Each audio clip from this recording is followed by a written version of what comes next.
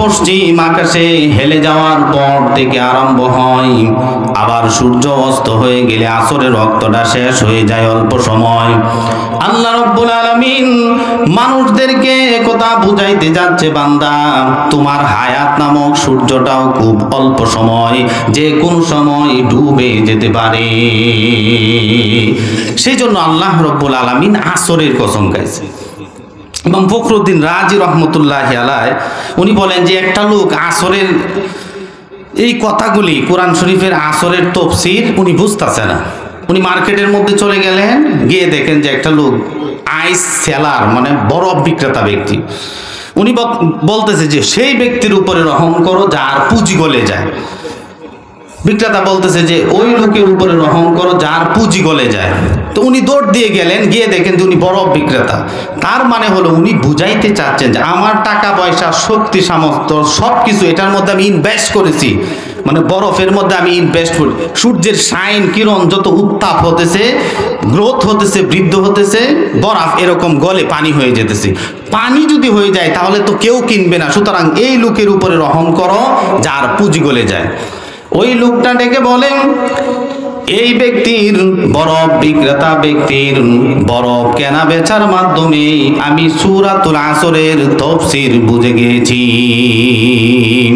তার মানে হলো আমারও জীবনে একটা বরফ নামক একটা হায়াত রয়েছে। এই হায়াত যদি শেষ হয়ে যায়, এই হায়াত নামক পুঁজি যদি শেষ হয়ে যায়, তাহলে আমার জীবন ডেস্ট্রয় ধ্বংসের মধ্যে পড়ে যাবে।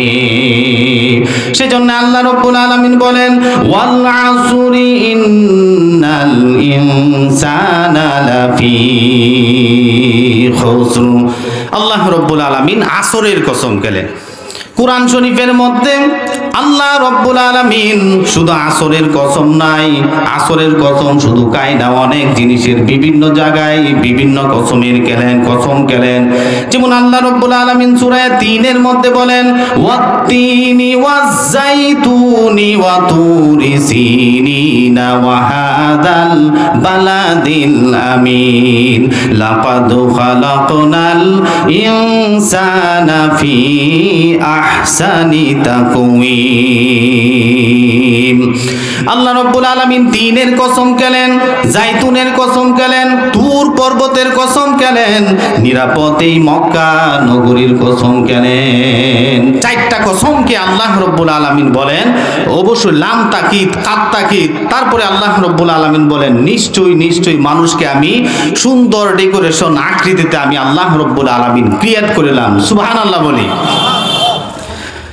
এক লোক এমন লাইট একটা চাঁদনি রজনীতে তার ওয়াইফকে সাথে নিয়ে সূর্যের রাতের কিরণ দেখতেছে, সূর্যের পরে যে রাত্রির মধ্যে যে একটা সুন্দর যে একটা চাঁদ আসে, এই চাঁদের আলো দেখতেছে। উনি বলতেছে যে আনতা তালিকুন সালাসা ইল্লাম তাকুনি আহসানু মিনাল কামার, অর্থাৎ হে স্ত্রী তুমি যদি চাঁদের চাইতে আরো বেশি সুন্দর না হও তাহলে তুমি ৩ তালাক।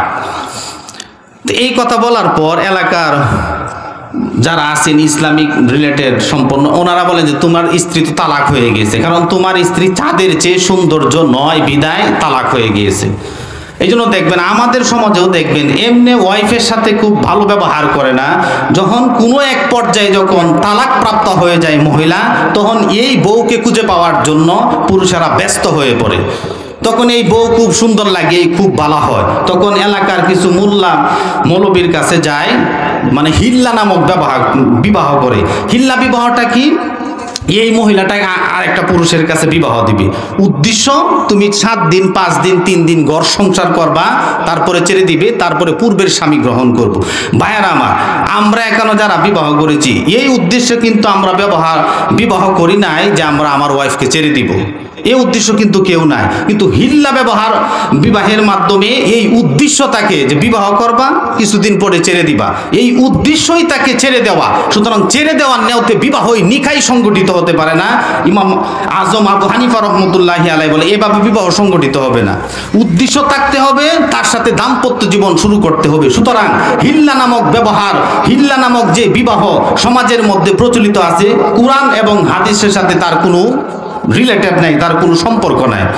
হাদিসের ভাষায় বলা হয়েছে যেই লোকটা হিল্লা বিবাহের মধ্যে বিবাহ করে তাকে বলা হয়েছে বাড়া করা সাপ। সুতরাং হিল্লা বিবাহ ইসলামের মধ্যে নাই। হ্যাঁ, আলোচনা যদিও লম্বা হয়ে যেতেছে, এই কথা বললে আর আমার উদ্দেশ্য আসেন না। কেউ যদি তার পূর্বের স্ত্রীকে ফিরে পেতে হয়, এই মহিলা যদি একটা স্বামীকে গ্রহণ করে, ঘটনাক্রমে ওই স্বামী যদি মারা যায়, মারা যাওয়ার পর ওই মহিলাটা যদি পূর্বের স্বামীর সাথে দাম্পত্য জীবন করতে চায়, তবেই কেবলমাত্র শুধুমাত্র একমাত্র তার সাথে পূর্বের স্বামীর সাথে ঘর সংসার করতে পারবে। হিল্লা ব্যবহার সমাজের মধ্যে যে আছে, বিবাহ আছে, এটা ইসলামের মধ্যে কোনো স্থান নাই। এখান থেকে আমাদের সকলকে বুঝাই শুনে আমল করার তৌফিক দান করুক, সকলে বলি আমিন। ভাইয়েরা আমার, কোরআন শরীফের মধ্যে আল্লাহ রব্বুল আলামিন শুধু সময়ের কসম খায় নাই, অনেক জিনিসের কসম খেয়েছে।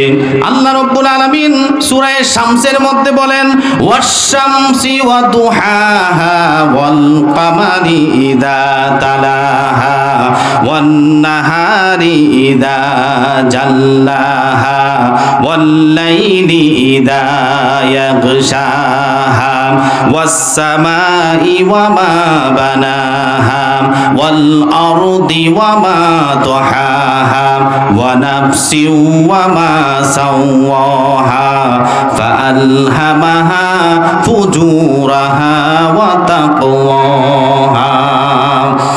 আল্লাহ রব্বুল আলামিন সূর্যের কসম খেলেন, কিরণের কসম খেলেন, রাতের কসম খেলেন, দিনের কসম খেলেন, আকাশের কসম খেলেন, জমিনের কসম খেলেন, আত্মার কসম খেলেন। এত এত কসম খাওয়ার পরে আল্লাহ রব্বুল আলামিন বলেন, আমি আল্লাহ রব্বুল আলামিন মানুষকে সৎকর্ম অসৎকর্মের জ্ঞান দান করেছি। ইন্নাল ইনসানা লাফি খুসর, সমস্ত মানুষেরাই ক্ষতির গ্রস্তের মধ্যে আছে। এই জন্য এই যে খাসারা মানে আমার জীবন যে ধ্বংস হয়ে গিয়েছে, ক্ষতি, কোরআন শরীফের মধ্যে অনেক আয়াতের মধ্যে আল্লাহ রব্বুল আলামিন এই খাসারা শব্দ ব্যবহার করে বলতেছেন। আল্লাহ রব্বুল আলামিন কোরআন শরীফের মধ্যে বলেন, ওয়ামান খাফফাত মাওয়াজিনুহু ফাউলাইকাল্লাযীনা খাসিরু আনফুসাহুম বিমা কানু বিআয়াতিনা ইয়াজলিমুন। ওই হাসরের মাঠে যার নেকির পাল্লা ভারী হবে, ওই লোকটাই আনন্দে থাকবে, শান্তিতে থাকবে, সফল কাম হয়ে যাবে। আর যাদের নেকির পাল্লা হালকা হয়ে যাবে, তারাই ক্ষতিগ্রস্তদের মধ্যে পড়ে যাবে। মানুষের জীবনের ভালো অংশ যদি খারাপ অংশের উপরে যদি বিজয় লাভ করে, এই লোকটা নাজাত পাবে। আর ভালো অংশ যদি খারাপ অংশের উপরে যদি খারাপ অংশটাই যদি প্রাধান্য পায়, খারাপ জিনিসটাই যদি আমার বেশি হয় ভালো অংশের থেকে, এর থেকে ডেস্ট্রয়, এর থেকে হতাশা, এর থেকে আউট অফ লাক, পুরা কপাল আর কেউ নাই। কারণ আমার ভালো অংশ খারাপ অংশের উপরে বিজয় লাভ করতে পারে না। তাদের সম্পর্কে আল্লাহ রব্বুল আলামিন বলেন, আল্লাহ রব্বুল আলামিন কোরআন শরীফের মধ্যে তাদের সম্পর্কে বলেন, খাসিরাত দুনিয়া ওয়াল আখিরাতা যালিকা হুয়াল খুসরানুল মুবিন। এখন যেহেতু আমার খারাপ অংশটাই প্রাধান্য পাইছে আমার সবের অংশ থেকে, সুতরাং আমার আমও গেল, সালাও গেল, আমার সবগুলাই চলে গিয়েছে। এই জন্য আপনি আমার জীবনের প্রথম উদ্দেশ্য, এমটাই থাকতে হবে, খারাপ অংশের উপরে আমার ভালো অংশটা বিজয় লাভ যাতে হয়। আল্লাহ রব্বুল আলামিন অন্য আয়াতের মধ্যে বলেন, ওয়ানুনাজ্জিলু মিনাল কুরআনি মা হুয়া শিফাউ ওয়া রাহমাতুল লিল মুমিনিন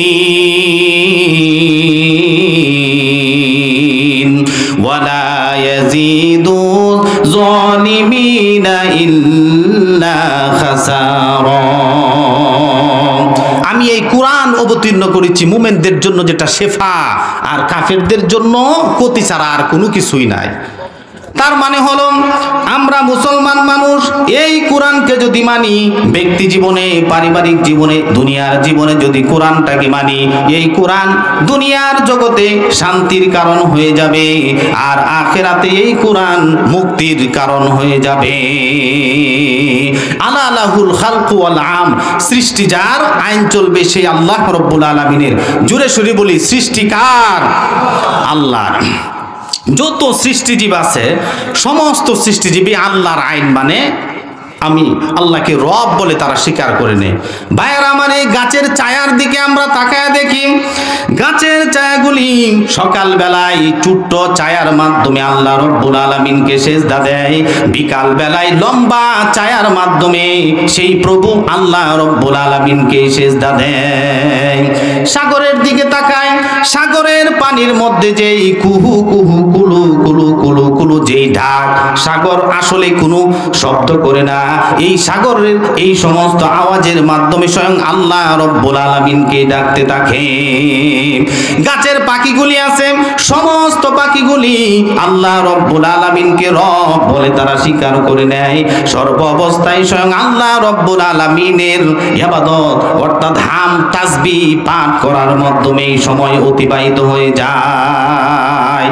আল্লাহ রব্বুল আলামিন মৌমাছির কথা কোরআন শরীফের মধ্যে বলেন, ওয়াউহা রাব্বুকা ইলান নাহলি আনিত্তাখিযি মিনাল জিবালি বুয়ুতাও ওয়া মিনাশ শাজারি ওয়া মিম্মা ইয়ারিশুন।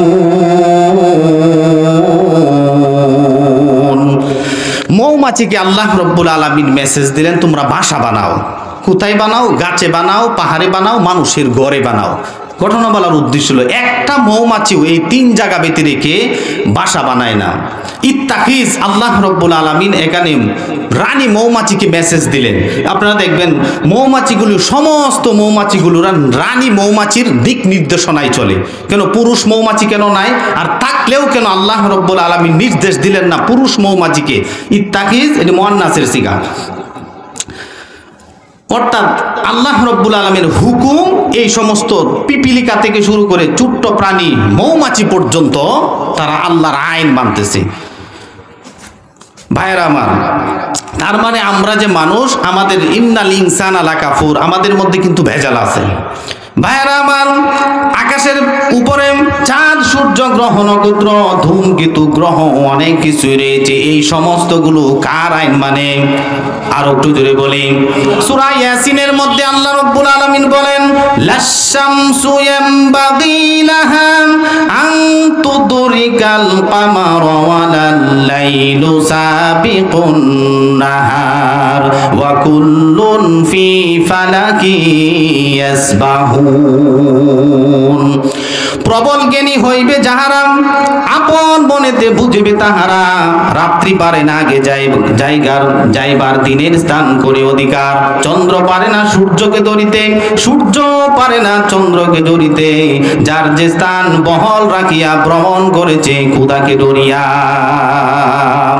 আমাদের আওয়ার ন্যাশনাল পোয়েট, আমাদের জাতীয় কবি কাজী নজরুল ইসলাম এই ট্রান্সলেশন করছেন, অনুবাদ করছেন। তার মানে সকল কিছুই কার আইন মানে? আগামীর বাংলাদেশ, ইসলামের বাংলাদেশ, আগামীর বাংলাদেশ, কুরআন হাদিসের বাংলাদেশ, আগামীর বাংলাদেশ, মৌলবাদীদের বাংলাদেশ। ঠিক না বেটি? একমাত্র আইন ইসলামের যদি থাকে তাহলে সমাজের মধ্যে শান্তি হবে।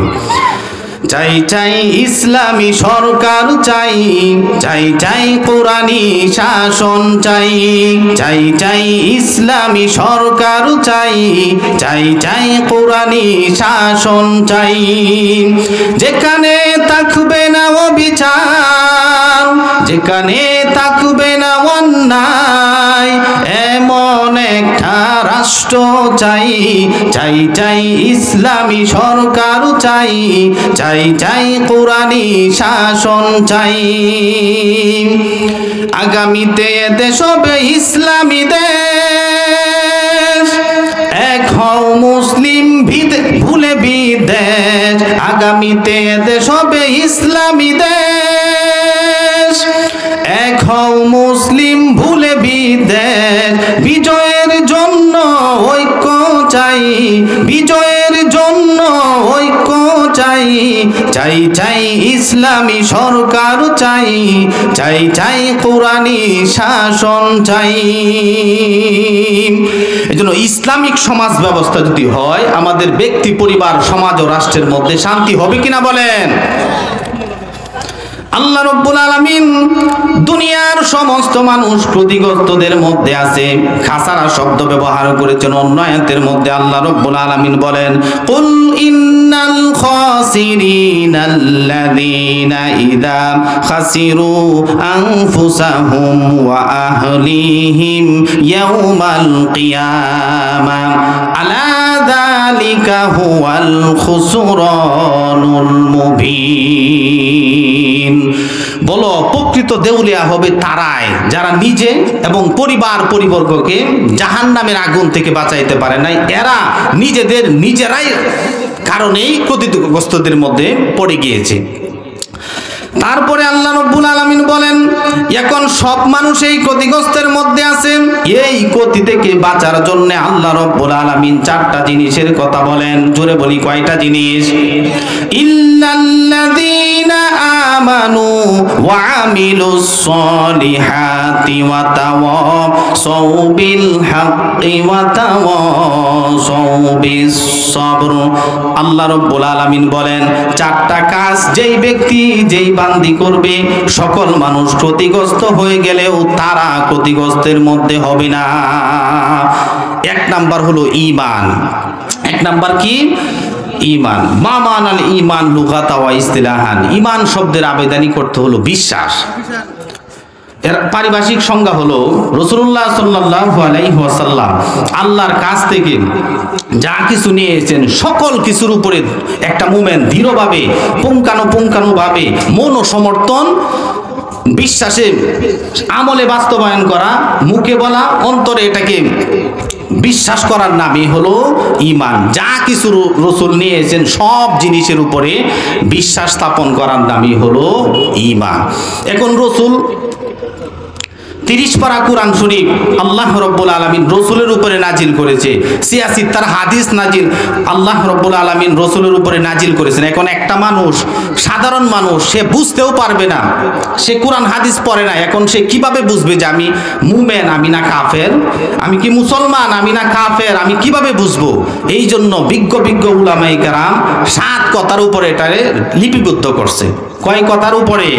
7 কথার উপরে। 1 নাম্বার, আমানতু বিল্লাহি ওয়া মালাইকাতিহি ওয়া কুতুবিহি ওয়া রুসুলিহি ওয়াল ইয়াউমিল আখিরি ওয়াল কদরি খাইরিহি ওয়া শাররিহি মিনাল্লাহি তাআলা ওয়াল বাসি বাদাল মাউত। 1 নাম্বার আল্লাহর উপরে বিশ্বাস।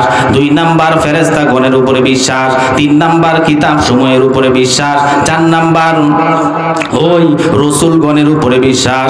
5 নাম্বার হলো আখিরাতের উপরে বিশ্বাস। 6 নাম্বার হলো তাকদীরের ভালো মন্দের উপরে বিশ্বাস। 7 নাম্বার হলো মৃত্যুর পর পুনরুজ্জীবনের উপরে বিশ্বাস। এই 7 কথার বিশ্বাসী ব্যক্তি যদি কোনো কাফেরের বংশে জন্মগ্রহণ করে, তার গর্ভে যদিও জন্মগ্রহণ করে নেয়, আল্লাহর আদালতে সে হয়ে যাবে মুমিন।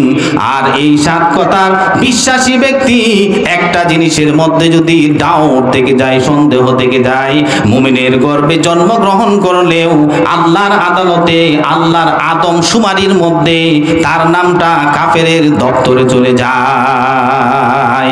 এই 7 কথা আপনি আমার ভালোভাবে বিশ্বাস করতে হবে। এই জন্য রাসূলুল্লাহ সাল্লাল্লাহু আলাইহি ওয়াসাল্লামের সাহাবায়ে কেরাম সবাই ঈমান এনেছিল। আমরা যারা দুনিয়ার মধ্যে বর্তমানে আছি, আমরা কিন্তু ঈমান সঠিকভাবে আনতে পারি নাই। আমরা ঈমান পেয়েছি। আমাদের পিতা আছেন মুসলমান, দাদা আছেন মুসলমান, আমাদের ঊর্ধ্বতন পুরুষ বংশ পরম্পরা যার মাধ্যমে দুনিয়াতে এসেছি, তারা সবাই পূর্বের মানুষ ছিল মুসলমান। সেই সূত্রে আমরা মুসলমান। এই জন্য দেখবেন ইমানদার মাজারের মধ্যে আমি সেজদা দিতেছি, ইমানদার গানের আয়োজন করি, ইমানদার নামাজ পড়ি না, ইমানদার সুদ খাই, ঘুষ খাই, এরকম ইমানদার আছে না নাই? তাহলে আমি কিসের ইমানদার? এই জন্য মাজারে আগরবাতি দেওয়া যাবে না, মোমবাতি দেওয়া যাবে না, মানত করা যাবে না। মানত করা যাবে একমাত্র আল্লাহ রব্বুল আলামিনের নামে। কার নামে মানত হবে? আল্লাহ। এমনি পিতা মাতাকে খাওয়ায় না। দেখবেন উরসের দিন বিভিন্ন রকমের বড় বড় ডেক, বড় বড় বালতির মধ্যে ক্ষীর লয়ে যাইতাছে, পীরের দরবারে অনেক কিছু নিয়ে যাইতেছে, অথচ পিতা মাতার কোনো খবর নাই।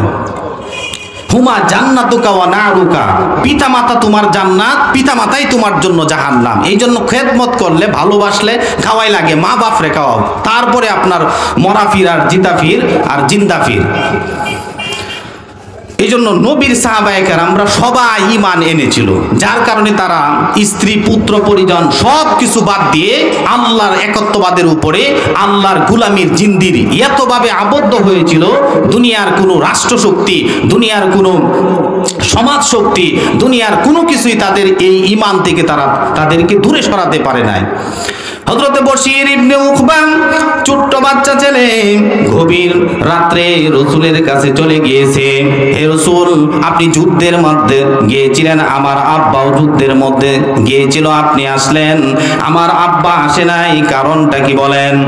আল্লাহর রাসূল চেহারা মুবারক ঘুরিয়ে নিলেন। ছোট্ট বাচ্চা আবার রাসূলের কদম জড়ায় কান্নায় ভেঙে পড়েছে, ডেকে বলে, পয়গম্বর আপনি আসলেন, আমার আব্বা কোনো যুদ্ধ থেকে আসে নাই, কারণটা কি বলেন? আল্লাহর রাসূল ডেকে বলে, রে বশীর, তোর আব্বা আল্লাহর তরি জান্নাতের মধ্যে চলে গিয়েছে। ছোট্ট বাচ্চা ডেকে বলে, পয়গম্বর আমার আব্বা জান্নাতের মধ্যে চলে গিয়েছে, শহীদ হয়ে গিয়েছে, আমার ভাই নাই, আমার বোন নাই, পিতামাতা কেউ নাই, রাত্রি হয়ে গেলে আমার আব্বার গলায় ধরে ধরে ধরে ধরে আমি ঘুমাইতাম, এখন আমি কার গলায় ধরে ঘুমাবো? আল্লাহর রাসূল ডেকে বলে, রে বশীর কান্দো না, তোমার কান্না আমার বড় কষ্ট হয়, যদিও তোর আব্বা দুনিয়া থেকে বিদায় হয়ে গিয়েছে, আমি রাসূল তোর আব্বাকে আর এনে দিতে পারবো না। যতদিন পর্যন্ত আমি রাসূল দুনিয়ার মধ্যে থাকবো, ততদিন পর্যন্ত আমি রাসূল তোর আব্বা হয়ে গেলাম। এখন থেকে তুই আমার গলায় ধরে ধরে ঘুমাবে। ভাইয়ের আমার, সাহাবায়ে কেরাম এরকম ভাবে স্ত্রী পুত্র পরিজন সন্তানাদিদের মায়া ত্যাগ করে যুদ্ধের মধ্যে চলে গিয়েছিল, আর আমরা স্ত্রী পুত্র পরিজনের মায়া ত্যাগ করে নামাজ আদায় করতেই পারি না। এটা তো হাউ ইম্পসিবল, এটা অসম্ভবের কথা আছে।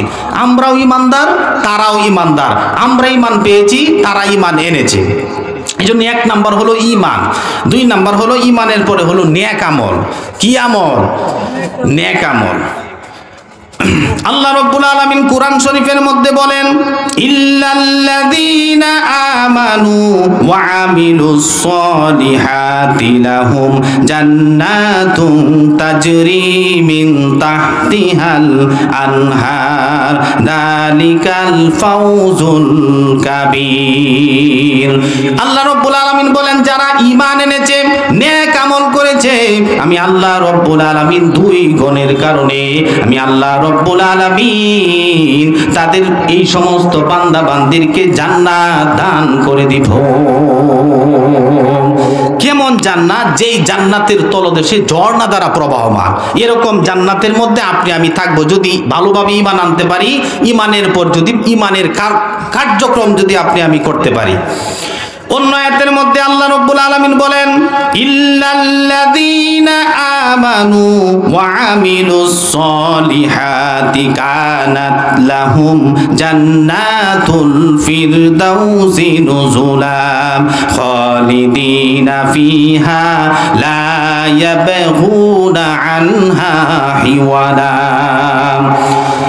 আল্লাহ রাব্বুল আলামিন বলেন, যারা ঈমান আনবে, নেক আমল করবে, আমি আল্লাহ রাব্বুল আলামিন 8টা জান্নাতের মধ্যে সর্বোত্তম জান্নাত জান্নাতুল ফিরদাউস তাদেরকে দান করে দিব। সুবহানাল্লাহর জোর কম, একটু জোরে সরে বলি সুবহানাল্লাহ।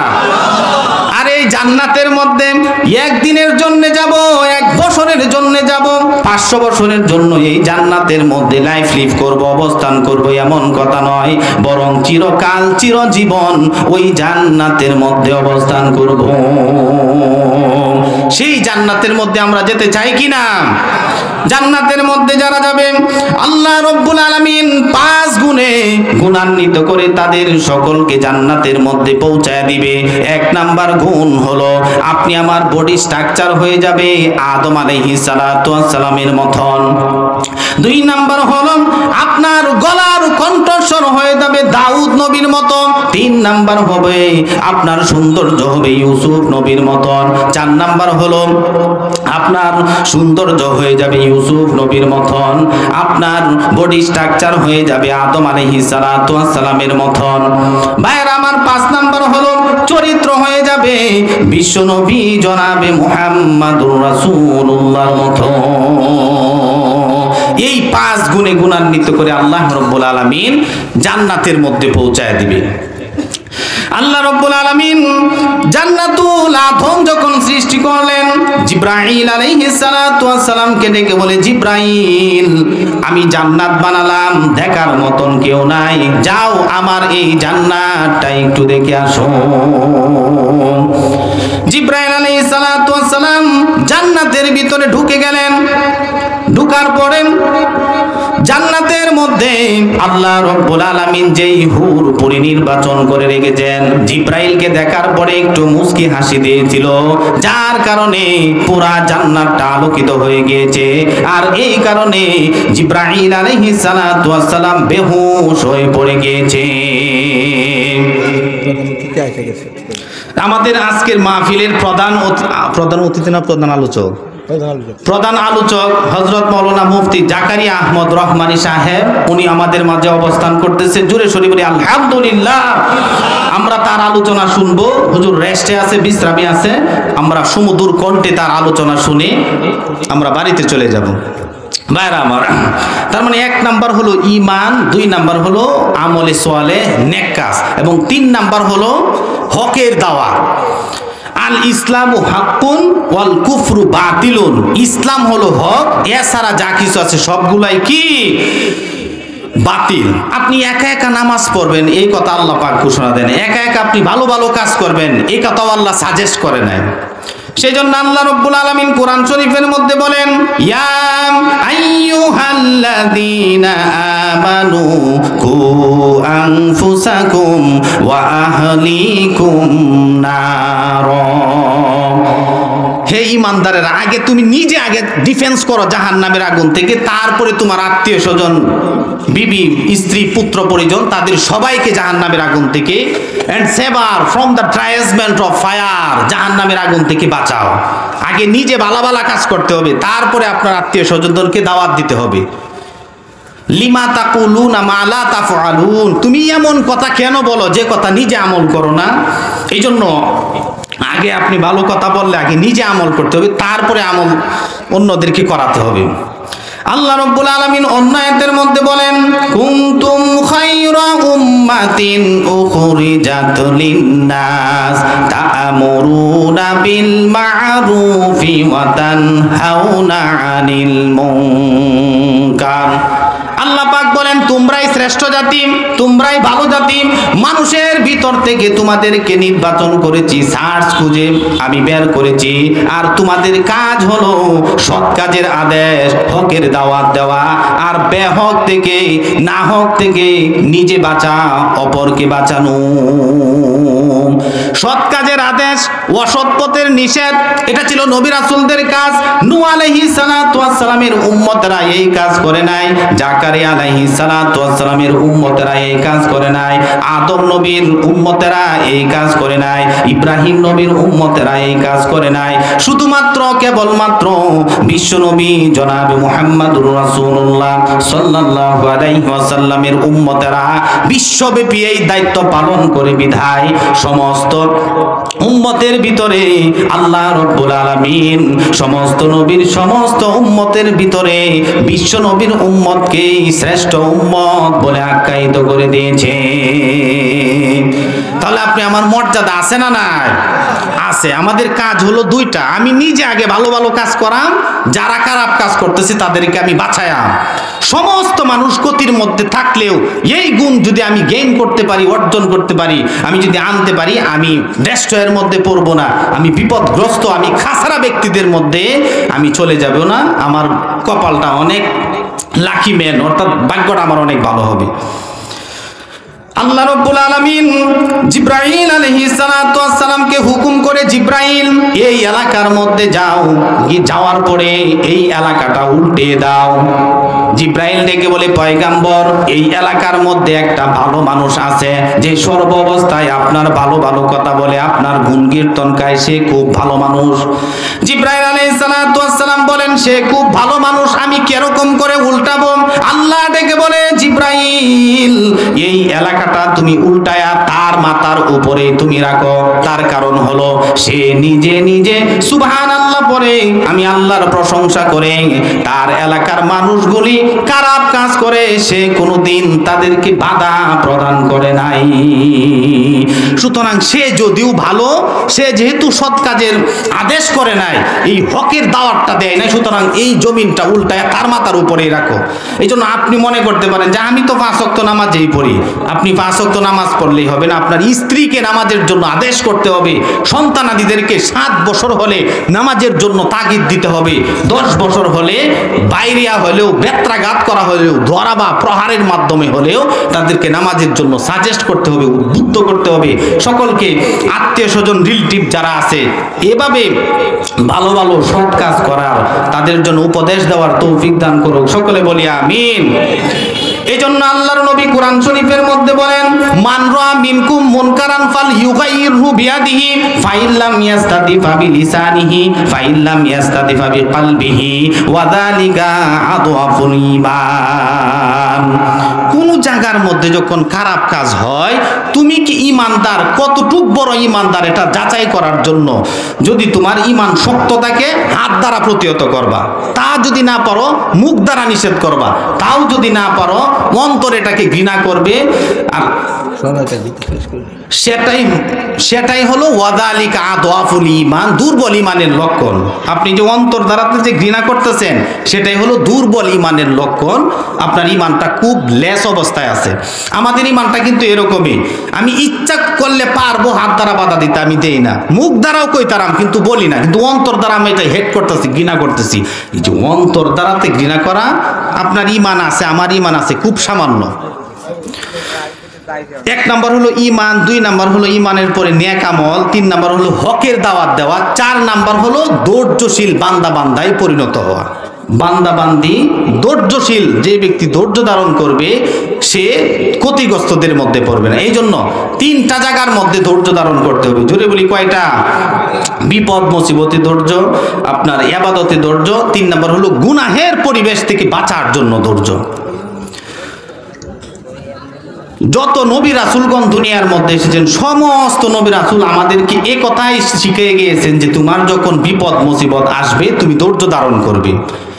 নূহ আলাইহিস সালাতু ওয়াস সালামের দিকে লক্ষ্য করে দেখেন, তিনি যখন মানুষদেরকে দ্বীনের দাওয়াত দিতে লাগলেন, মানুষেরা তাকে পাথর নিক্ষেপ করতে লাগলো। এত বেশি পাথর নূহ আলাইহিস সালাতু ওয়াস সালামের শরীরের মধ্যে করা হয়েছে, যার কারণে আল্লাহর পয়গাম্বর পাথরের নিচে পড়ে যেতেন। জিবরাইল আলাইহিস সালাতু ওয়াস সালাম পাথরগুলি সরায়া দিতেন, আল্লাহর পয়গাম্বর পাথরের নিচ থেকে উঠে যেতেন।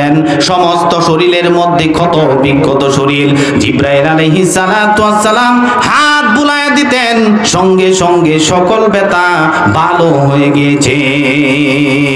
এভাবে শুধু দিনে না, এভাবে তিনি রাত্রেও দিনের কাজ করেছেন, দাওয়াত দিয়েছেন আর মার খেয়েছেন। একটা দিনের জন্য তিনি অধৈর্য হন না।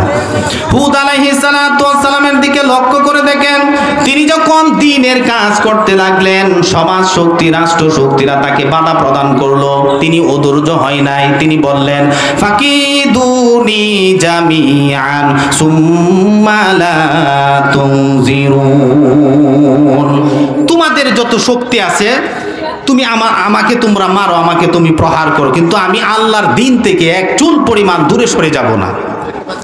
এরকম করে করে ইব্রাহিম আলাইহিস সালাতু ওয়াস সালামের দিকে লক্ষ্য করে দেখেন, আগুনের মধ্যে পড়ে গিয়েছে। জিব্রাইল আলাইহিস সালাতু ওয়াস সালাম ফেরেশতারা ডেকে বলে, আমাদের গায়ে শক্তি আছে, আপনি বলেন এই নমরুদের আগুন নিভায়া দেই। আল্লাহ রাব্বুল আলামিনের নবী ইব্রাহিম আলাইহিস সালাতু ওয়াস সালাম বলেন, তোমাদের কাছে কেনই বা সাহায্য চাইবো? আমি তো এমন কোন অন্ধ খোদার ইবাদত করি না যিনি নিজের চোখকে তার বান্দার দুঃখ দুর্দশা না দেখেন। আল্লাহ রাব্বুল আলামিন আগুনের প্রতি নোটিশ করে দিলেন, ইয়া নারু কুনি বারদাও ওয়া সালামান আলা ইব্রাহিম। হে আগুন, ইব্রাহিমের জন্য শান্তিদায়ক ঠান্ডাতে রূপান্তরিত হয়ে যাও।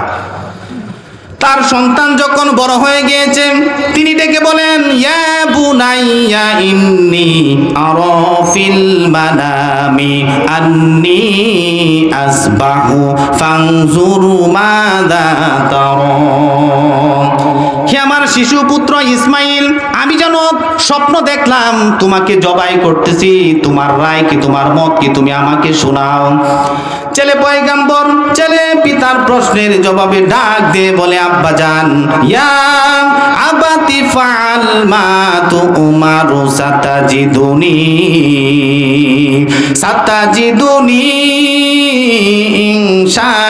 ইনশাআল্লাহু মিনাস সাবিরিন।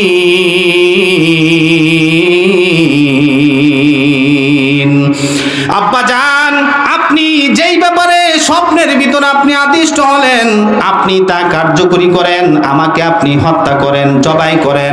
আমি ইসমাইলকে এতটুক অধৈর্যের মধ্যে আপনি পাবেন না, আমি ইসমাইলকে আপনি ধৈর্যশীলদের মধ্যে পেয়ে যাবেন। আল্লাহ পাক শোনাচ্ছেন, ফালাম্মা আসলামা ওয়া তাল্লাহু লিল জাবিন। পিতা পুত্র দুজনেই রাজি হয়ে গেল। পিতা তার সন্তানের গলার উপরে ছুরি ধরল। আল্লাহ রাব্বুল আলামিন জিব্রাইল আলাইহিস সালাতু ওয়াস সালামকে ডেকে বলে, জিব্রাইল, সিদরাতুল মুনতাহার মধ্যে বসে থাকলে হবে না। আমার বন্ধু ইব্রাহিম নবী যখন সন্তানের উপরে ছুরি যখন চালাবে, ছুরি চালানোর পূর্বেই জান্নাতি দুম্বা নিয়ে হাজির হয়ে যাও। তারা সবাই ছিল এরকম ধৈর্যশীল। আল্লাহ পাক বলেন, শুধু ইব্রাহিম নবী নয়, ওয়া ইসমাঈলা ওয়া ইদ্রিসা ওয়া দাল কিফলি কুল্লুম মিনাস সাবিরিন। এভাবে ইসমাইল, ইদ্রিস, জুলকিফ তারা সবাই ছিল আমার ধৈর্যশীল বান্দা। ভাইরা আমার, ইউসুফ আলাইহিস সালাতু ওয়াস সালামের দিকে লক্ষ্য করে দেখেন, ইয়াকুব আলাইহিস সালাতু ওয়াস সালামের সামনে থেকে যখন ইউসুফ পয়গম্বরকে ছোট্ট বাচ্চাকে নিয়ে যায় তার ভাইয়েরা, ইয়াকুব আলাইহিস সালাম বুঝতে পারলেন আমার সন্তানটাকে তার ভাইয়েরা মেরে ফেলবে। তিনি অধৈর্য হন নাই, তিনি ধৈর্য ধারণ করলেন আর তিনি পড়লেন, ফাসাবরুন জামিল আসাল্লাহু আইয়াতিয়ানি বিহিম জামিআন ইন্নাহু হুয়াল আলিমুল হাকিম। আমি উত্তম ধৈর্য ধারণ করব, আমার সন্তানকে মেরে ফেলবে, এরপরে তো আমি ধৈর্য ধারণ করব। কিছুদিন পরে যখন ইউসুফ আলাইহিস সালাম মিশরের প্রেসিডেন্ট হয়ে গেল, তার ভাইয়েরা খাদ্য আনার জন্য যখন কেনান দেশ থেকে মিশরে যখন চলে গেল, ইউসুফ আলাইহিস সালাম তাদেরকে মেরে ফেলতে পারত, কারণ তার ভাইয়েরা তাকে অনেক কষ্ট দিয়েছে। কিন্তু ইউসুফ আলাইহিস সালাম তিনিও অধৈর্য হন নাই, তিনিও ধৈর্য ধারণ করলেন আর তিনি বললেন, লা তাসরিবা আলাইকুমুল ইয়াউম, আজকে তোমাদের বিরুদ্ধে আমার কোনো অভিযোগ না, আমি তোমাকে মাফ করে দিয়েছি। ভাইরা আমার, সমস্ত নবী রাসূলগণ এভাবে ধৈর্যের ট্রেনিং আপনি আমাকে দেখায় দিয়ে গিয়েছেন।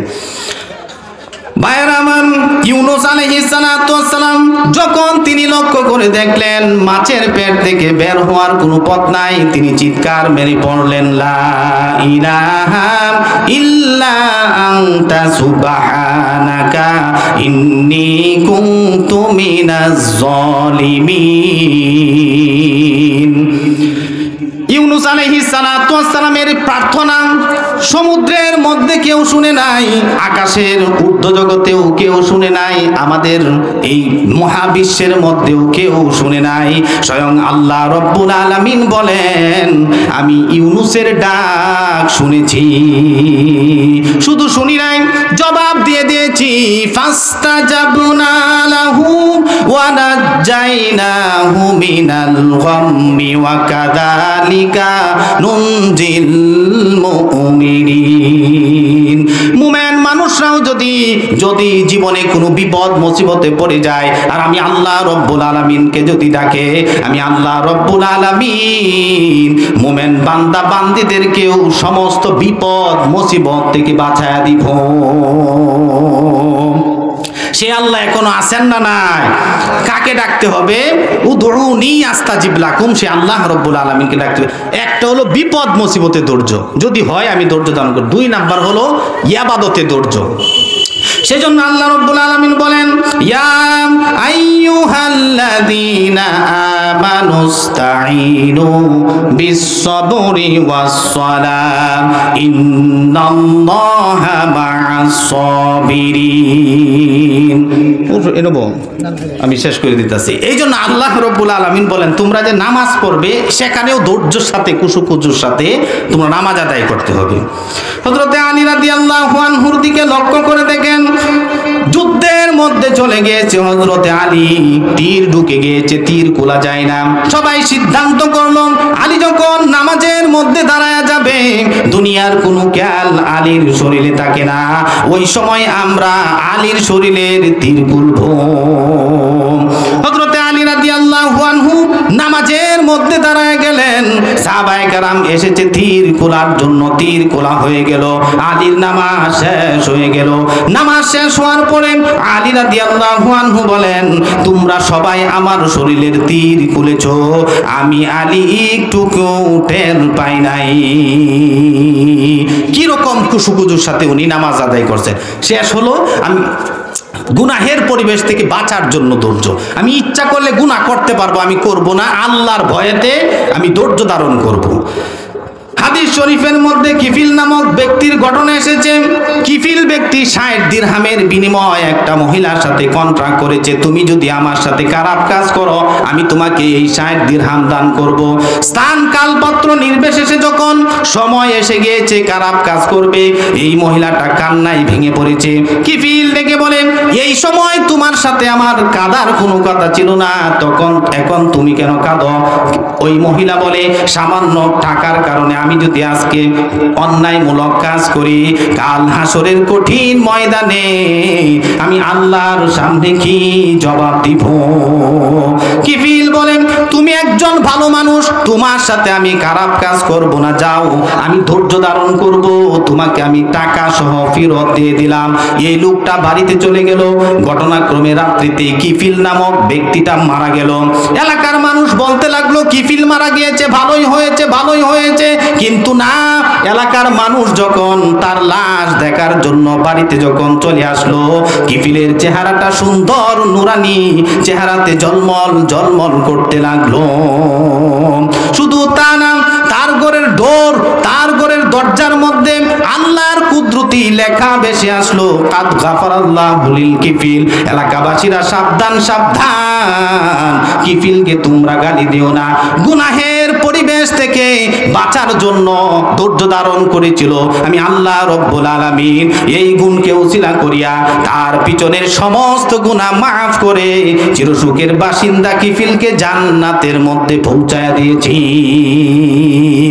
ইউসুফ আলাইহিস সালাতু ওয়াস সালামের দিকে লক্ষ্য করে দেখেন, জুলেখা যখন 7টা গেটের ভিতরে তাকে যখন বন্দী করলো খারাপ কাজ করার জন্য, ইউসুফ নবী খারাপ কাজ করে নাই, ধৈর্য ধারণ করেছিল। তিনি যখন দৌড় দিলেন, দৌড় দেওয়ার সাথে সাথে 1টা 2টা দরজা নয়, 7 দরজা ইউসুফ নবীর জন্য আল্লাহ রব্বুল আলামিন খুলে দিয়েছে।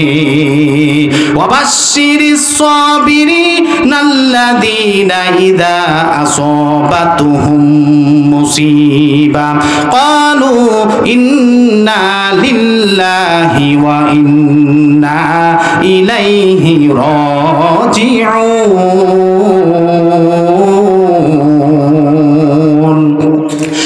সুসংবাদ ওই ব্যক্তিদের জন্য যারা বিপদ মুসিবত আসলে ঘাবড়ে যায় না, তারা বলে ইন্না লিল্লাহি ওয়া ইন্না ইলাইহি রাজিউন, নিশ্চয়ই আমরা আল্লাহর জন্য, সে আল্লাহর কাছে আপনি আমার চলে যেতে হবে।